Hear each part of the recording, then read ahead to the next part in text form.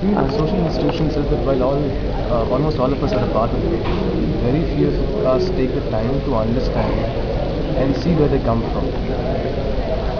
For example, a very nice way to understand how social institutions function and why it becomes difficult for people to understand is to have a very small story with 5 monkeys.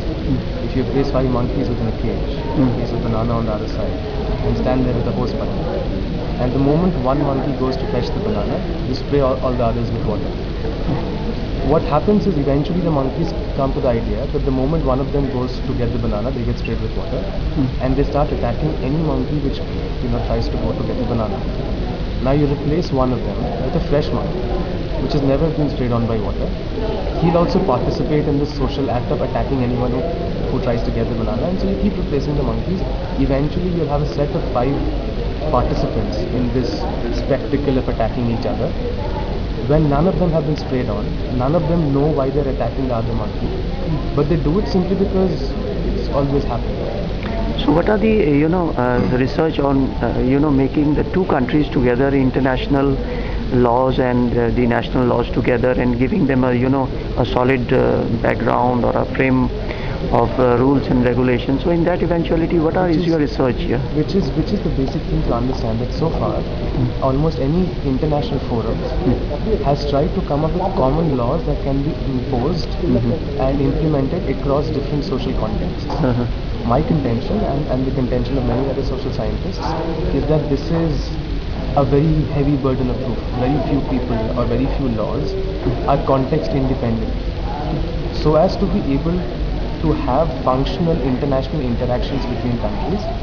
We need to understand individual contexts better, and therefore try and formulate laws that fit into the context that exists within a particular society more precisely. So the attempt has to be not to be able to come up with common laws. The attempt has to be to come up with individual specific laws, or rather laws specific to individual societies, but which are commonly known and understood.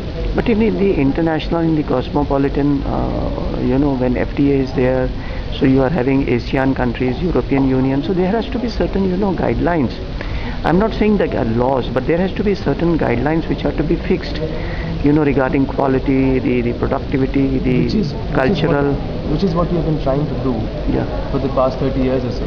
Yeah. So in the particular case of GATT, or more recently WTO, and most of the negotiations is Failing, yeah, that's right. Because they are failing, that in itself should tell us that something more fundamental is going wrong. So rather than come up with new modifications of the existing setup, what you're suggesting is to come up with a completely different setup.